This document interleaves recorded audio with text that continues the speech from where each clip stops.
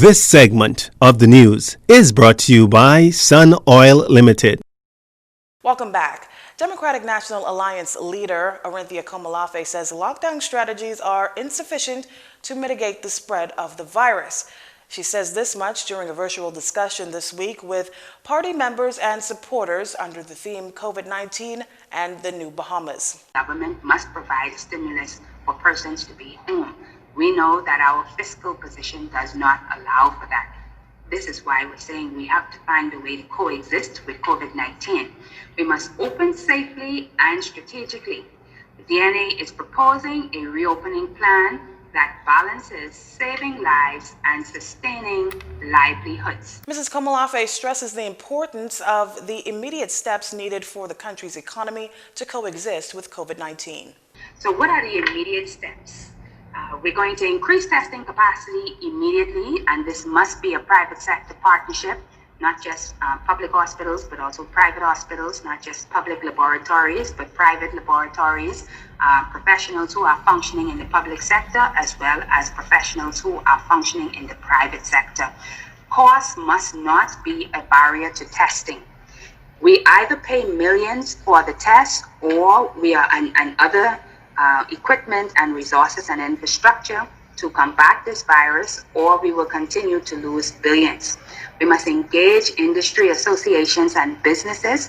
Enforcement is key and paramount. The DNA leader adds that we must build a Bahamas that's resilient and able to fight the pandemic we now face, adding that this does not require a return to the old normal, but a move towards the new normal. And scores of bus drivers lined R.M. Bailey Park today in peaceful protests as they fought for the survival of their livelihood in the midst of the COVID-19 pandemic. Harrison Moxie, who's the president of the United Public Transportation Company, claimed that the industry's lost some $4 million over the last several months.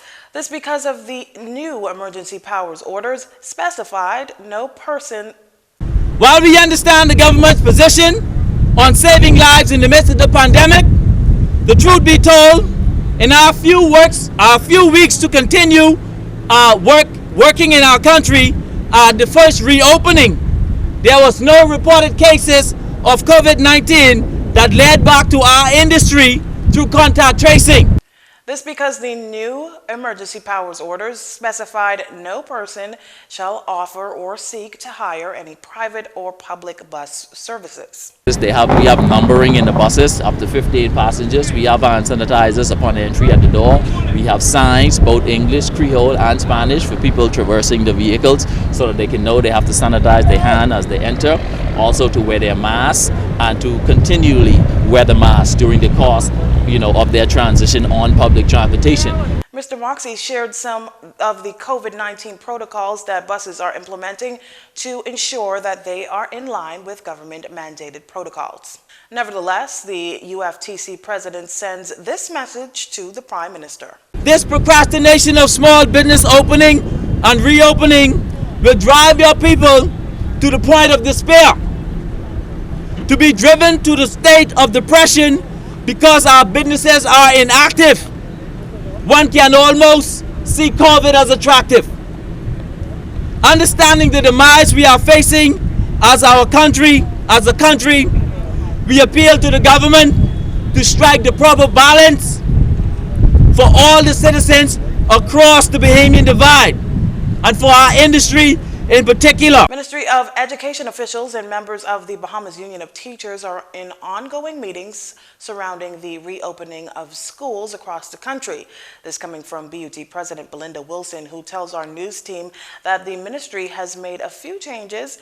Now, she remains pretty tight-lipped about those changes, as she says the Minister of Education is set to announce them this coming Monday during Prime Minister Dr. Hubert Minnis' nationally televised address this week. He indicated that over the following 10 days, cabinet ministers will be holding press conferences concerning the way forward in the face of the COVID-19 pandemic.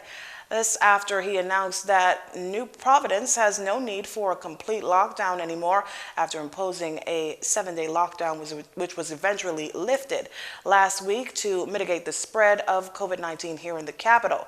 COVID-19 cases in the country now stand at 2,020. You're watching JCN News. Stay with us. This segment of the news has been brought to you by Sun Oil Limited.